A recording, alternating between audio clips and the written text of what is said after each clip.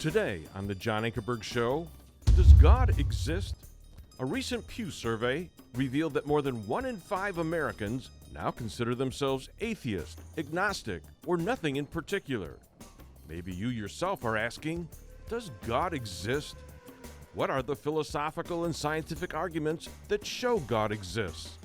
My guest today, who will answer these questions, is philosopher Dr. William Lane Craig. He is considered by many to be the top Christian philosopher of our generation and has debated many of the most well-known atheists in some of the leading universities around the world. Dr. Craig holds a PhD in philosophy from the University of Birmingham in England and also a Doctor of Theology degree from the University of Munich. He serves as research professor of philosophy at Talbot School of Theology and is the founder of reasonablefaith.org. He has authored or edited over 30 books and over 100 articles in professional journals of philosophy and theology. 2 of his most popular books are Reasonable Faith and On Guard.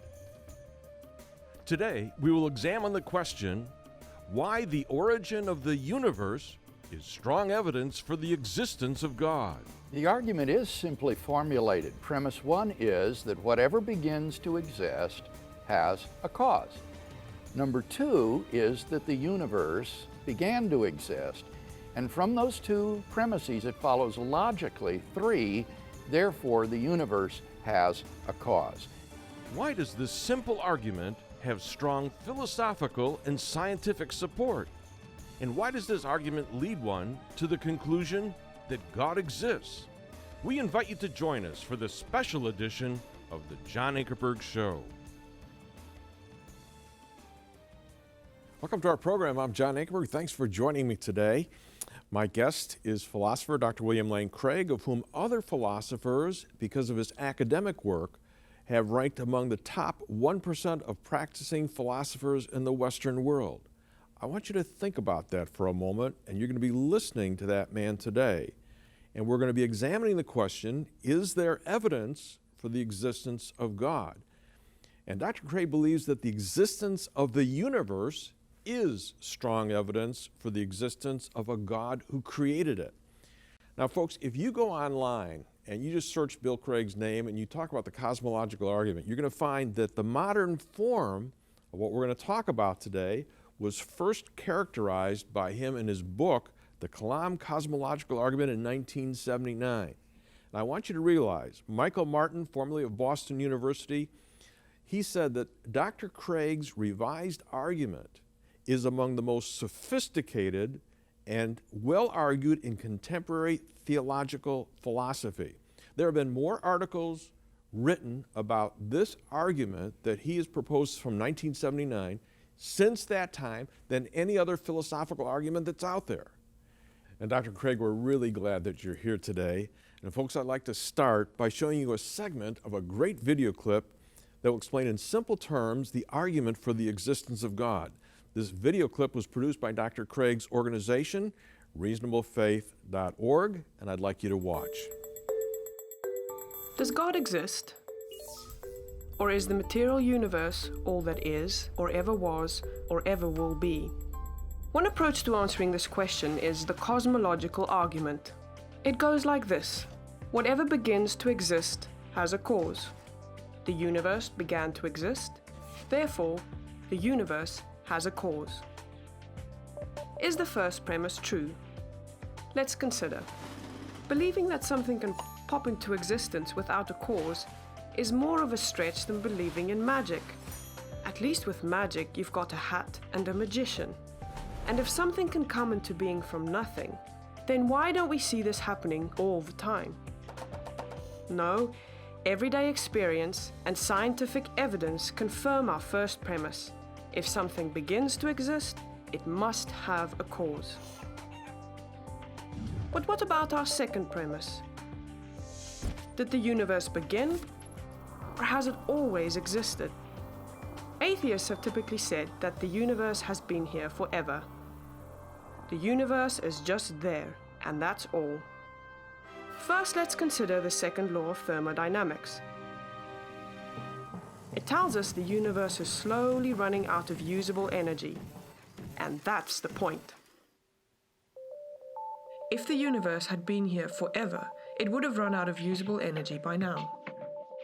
The second law points us to a universe that has a definite beginning. This is further confirmed by a series of remarkable scientific discoveries. In 1915, Albert Einstein presented his general theory of relativity. This allowed us, for the first time, to talk meaningfully about the past history of the universe. Next, Alexander Friedmann and George Lemaitre, each working with Einstein's equations, predicted that the universe is expanding. Then in 1929, Edwin Hubble measured the red shift in light from distant galaxies. This empirical evidence confirmed not only that the universe is expanding, but that it sprang into being from a single point in the finite past. It was a monumental discovery, almost beyond comprehension. However, not everyone is fond of a finite universe, so it wasn't long before alternative models popped into existence. But one by one, these models failed to stand the test of time. More recently, three leading cosmologists, Arvind Borde, Alan Guth, and Alexander Vilenkin, prove that any universe which has on average been expanding throughout its history cannot be eternal in the past, but must have an absolute beginning. This even applies to the multiverse, if there is such a thing. This means that scientists can no longer hide behind a past eternal universe. There is no escape. They have to face the problem of a cosmic beginning. Any adequate model must have a beginning, just like the standard model. It's quite plausible then that both premises of the argument are true. This means that the conclusion is also true. The universe has a cause. And since the universe can't cause itself, its cause must be beyond the space-time universe. Now, folks, if you'd like to see that entire video clip, go to Dr. Craig's website at reasonablefaith.org. And Bill, I want you to start by summarizing again for us the three premises that form the Kalam cosmological argument and explain why this simple argument is strong evidence for God's existence. The argument is simply formulated. Premise one is that whatever begins to exist has a cause. Number two is that the universe began to exist. And from those two premises, it follows logically, three, therefore the universe has a cause. And then one can analyze what it is to be a cause of the universe, and a number of theologically striking and significant properties of this transcendent cause emerge. Yeah, give us that first premise and the reasons supporting it. The first premise, you remember, is whatever begins to exist has a cause. I think that this is almost obvious, but I give three reasons in support of this. First reason is that something cannot come out of nothing. Out of nothing, nothing comes. For the universe to come into being uncaused from nothing would be literally worse than magic. So if we reject magic, we should reject the idea that the universe just popped into existence uncaused. Now, sometimes skeptics will say, but quantum physics allows things to come into being from nothing. Subatomic particles can pop into existence out of the vacuum as random fluctuations. But John, this is a deliberate misrepresentation of the science. The quantum vacuum is not what the layman thinks a vacuum is. The quantum vacuum is most emphatically not nothing. It is a roiling sea of energy, a field of intense activity governed by physical laws. It is not nothing. So for people to say that these particles come into existence from nothing is simply a distortion of the science involved. The word nothing in the English language is a term of universal negation. It means not anything. So when we say the universe came into existence out of nothing, that does not mean that there was something prior to the universe and that was nothing. No, it means that the universe did not come into existence out of anything. And so for the universe to come into existence without a cause from nothing would be literally, as I say, worse than magic. So I think that's the first good reason for affirming premise one. The second reason for affirming that whatever begins to exist has a cause is that if things could come into existence uncaused from nothing, then it becomes inexplicable why just anything and everything doesn't come into existence uncaused from nothing. Why don't bicycles and root beer and Beethoven pop into existence uncaused from nothing? Why is it only universes that can come into being uncaused from nothing? So if you allow universes to do that, everything and anything should be allowed to do that, and that obviously doesn't happen. That's false. The third reason is that this premise, that whatever begins to exist has a cause, is universally verified by scientific evidence and common experience and never falsified. This is evidence that ought to appeal to the scientific naturalist. We have the strongest inductive evidence from experience that whatever begins to exist does have a cause. All right, Bill, there are two philosophical arguments and two scientific arguments in defense of premise two, namely that the universe began to exist. Give me a couple of the philosophical arguments. The first philosophical argument is based upon the impossibility of the existence of an actually infinite number of things. Now, what do we mean by actually infinite? Well, here mathematicians distinguish between a potential infinite and an actual infinite. A potential infinite is a collection that is growing toward infinity, but it never gets there. By contrast, an actual infinite is a completed infinite. It is actually infinite. It's already complete. Now, if the past never had a beginning, then there has been an actually infinite number of events prior to today. But mathematicians recognize that the idea of an actually infinite number of things leads to various absurdities. For example, what is infinity minus infinity? Well, mathematically, you get self-contradictory answers. This shows that infinity is just an idea in your mind, not something that exists in reality. Therefore, since past events are not just ideas in your mind, but are real, the number of past events must be finite, and therefore the universe began to exist. The second philosophical argument is based upon the impossibility of forming an actually infinite collection by adding one member after another. This is sometimes called the impossibility of counting to infinity. You can never count to infinity because you can always add one more before you get there. But if you can't count to infinity, how could you count down from infinity? This is equally absurd. To illustrate, imagine two planets that have been orbiting the sun, and one goes twice as fast as the other. The longer they orbit, the greater the disparity between the number of orbits goes. 2 to 1, 4 to 2, 8 to 4, etc., etc. In fact, the longer they orbit, the greater the disparity would grow and would eventually approach infinity. But now turn it around and let's imagine they have been orbiting from eternity past. Which one has completed the most orbits? Well, the mathematical answer is they're equal. The number is just infinity. But that seems absurd. The longer they orbit, the greater the disparity between them grows. So how can the number now magically be equal just because they've been orbiting from infinity past? These sorts of absurdities go to illustrate the point that the past cannot be infinite, that it must be finite, and therefore the universe began to exist. All right, so you get two philosophical arguments, and you say there's two scientific arguments. Yes, with the advent of the 20th century, there began to emerge in physics dramatic and unexpected scientific confirmation of the fact that the universe is not past eternal, but had an absolute beginning about 14 billion years ago in the finite past.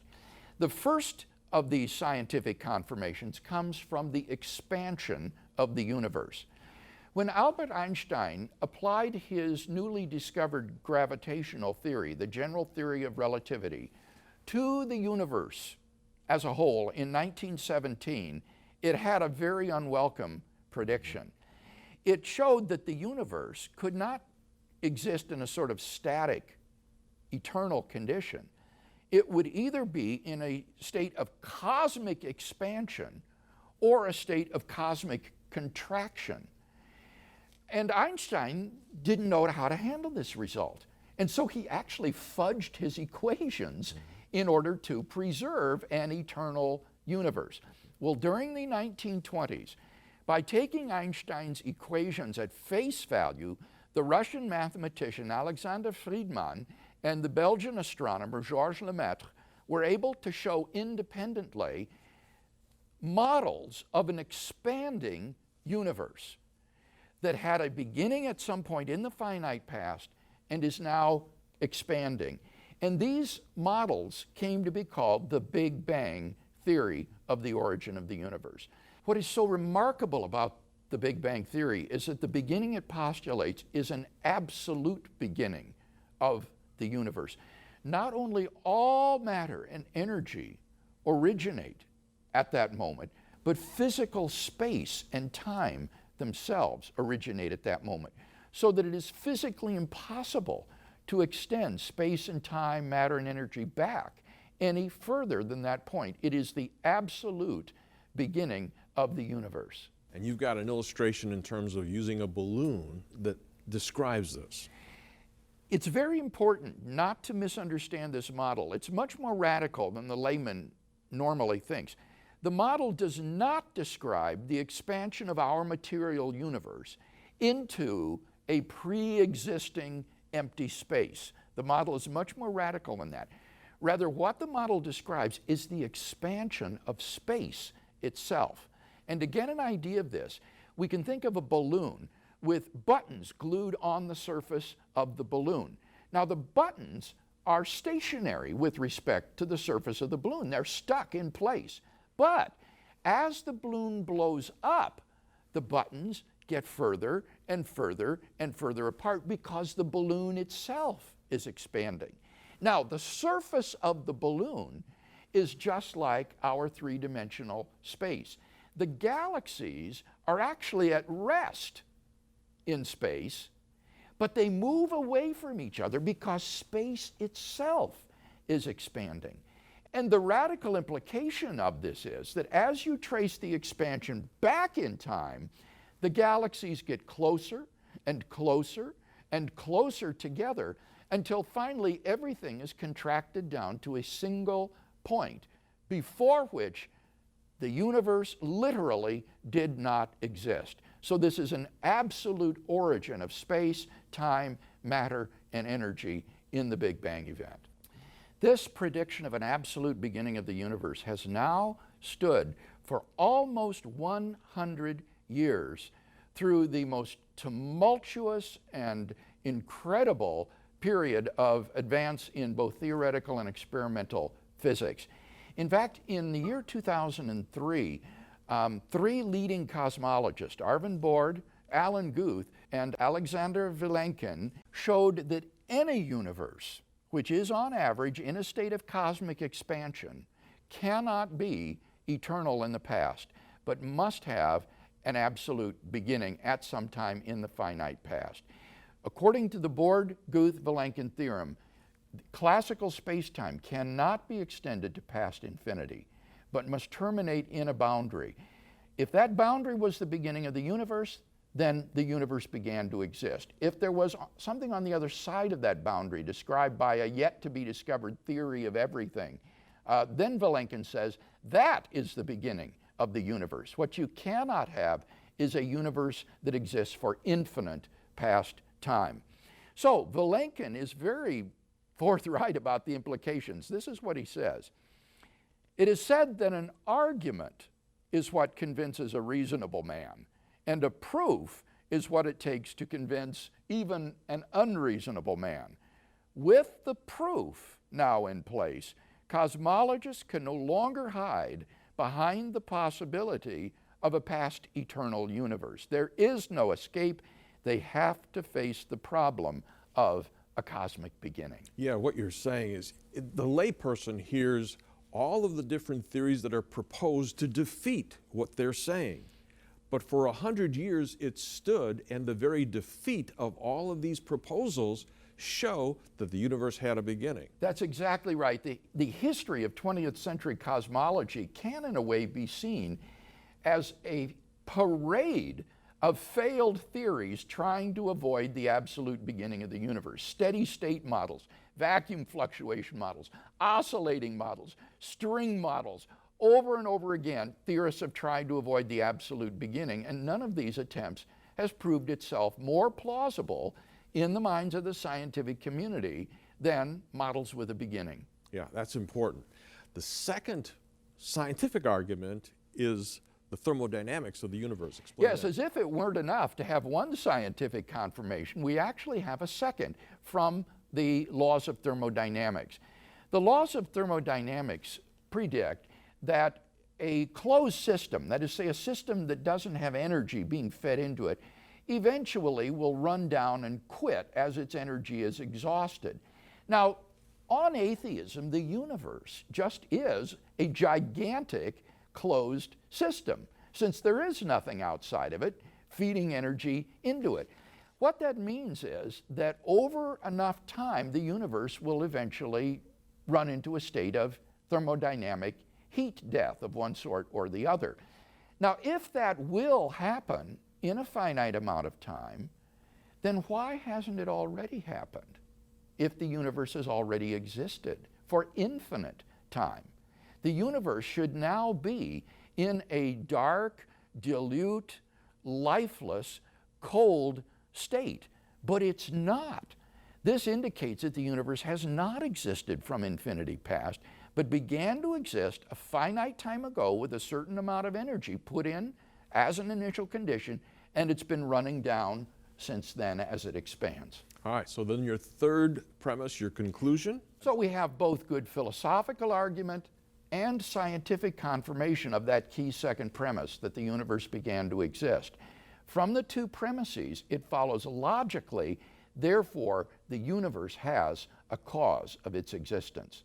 Now, what is it to be a cause of the universe? Well, what we've said so far implies a number of striking attributes.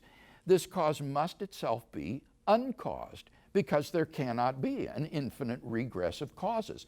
So this must be an uncaused first cause of the origin of the universe.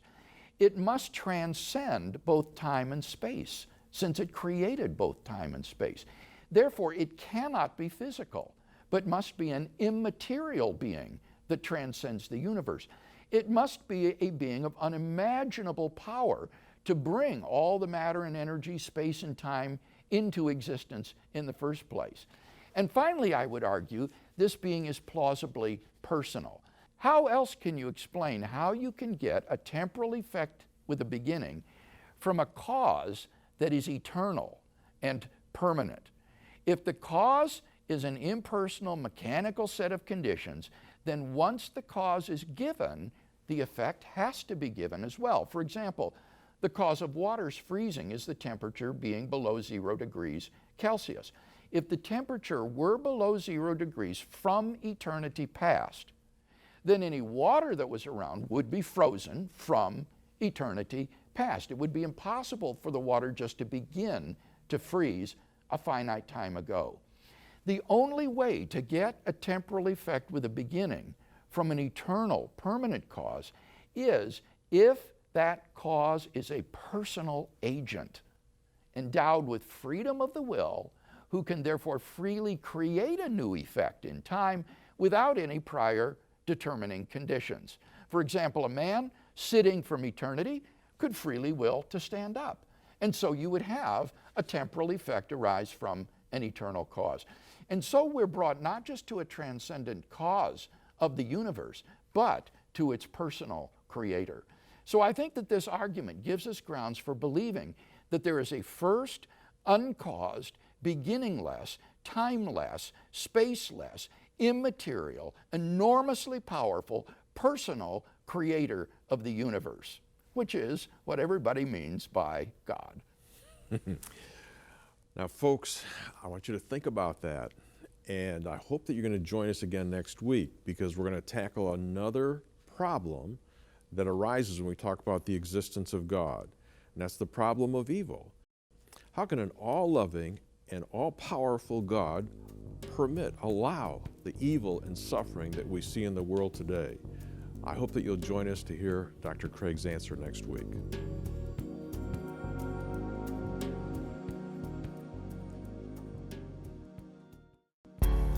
If you would like to have all of the information in our new series, Does God Exist? Arguments for the Existence of God, with philosopher Dr. William Lane Craig, it is available now on DVD. In this series, he answers the questions, what difference does it make if God exists or not? What would the implications be if God did not exist? Then he presents 5 good reasons why God does exist. And he explains why the origin of the universe is strong evidence, both scientifically and philosophically, for the existence of God. Finally, he addresses the problem of evil and suffering, which says, if God is all-loving and all-powerful, then he wouldn't allow evil and suffering to exist. But evil does exist. Therefore, God does not exist. Dr. Craig explains how to answer both the intellectual and emotional parts of this argument. All 4 programs in this important series are available on DVD for a gift of $49. Then we taped a second series with Dr. Craig entitled, The Case for the Life, Death, and Resurrection of Jesus. In this series, he answers the questions, how do we know that the gospel records about Jesus' life are historically trustworthy? And how do we know that the writers didn't just make up the sayings and stories about Jesus? Then, who did Jesus think himself to be? Did Jesus really claim to be the Messiah and the unique Son of God? What 4 historical facts, accepted by a wide spectrum of New Testament scholarship today, lead to the conclusion that Jesus really did rise from the dead? The 3 programs in this series are available on DVD for a gift of $39. And finally, these 2 series are available together for a gift of $88. Or you may go to our website at jashow.org and order them as a digital download for $35. And you may order this special package now by calling us at 1-800-805-3030. That's 1-800-805-3030. And you may call that same number any day this week, 24 hours a day. Or you may order these materials at our website at jashow.org. And then, those of you who live in Canada may call us at 1-866-746-5803. And our Canadian website is jashow.ca. And when we receive your gift, we will send you a receipt and a personal thank you.